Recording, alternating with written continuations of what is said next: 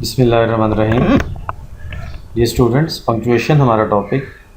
Comma के इससे पहले हम 2 लेक्चर सुन चुके। ये कॉमा का 3rd लेक्चर है।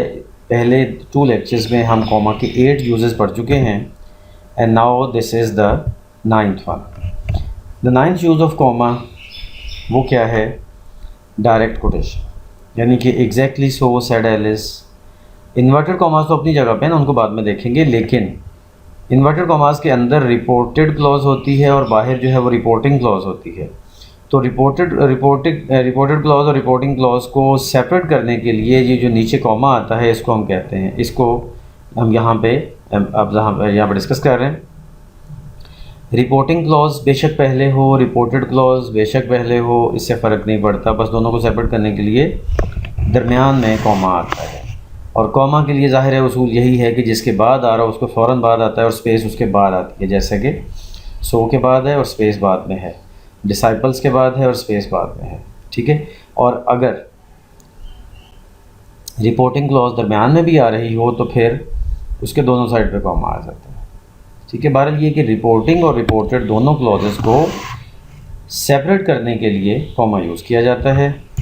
नंबर 10 अगर हम देखेंगे तो लॉन्ग सब्जेक्ट, बहुत लॉन्ग अगर सब्जेक्ट हो जिसका वर्ब के साथ बहुत दूर जाके ताल्लुक़ बनता हो तो उसके साथ भी कॉमा लगा दिया जाता है।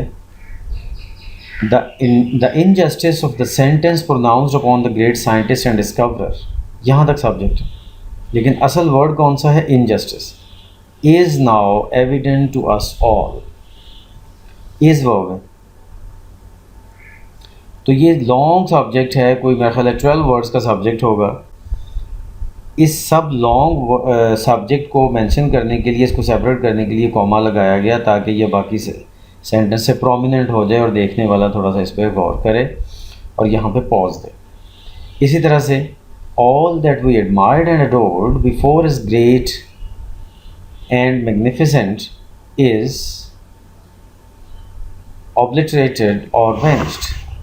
तो इसमें भी ऐसे ही है कि इज़ के बाद आगे सब्जेक्ट है और इज़ भी सब्जेक्ट में, सॉरी, इज़ और उसके बाद वाला वर्ब है, लेकिन इससे पहले ये कॉमा से पहले सारे वाला सब्जेक्ट है, ठीक है।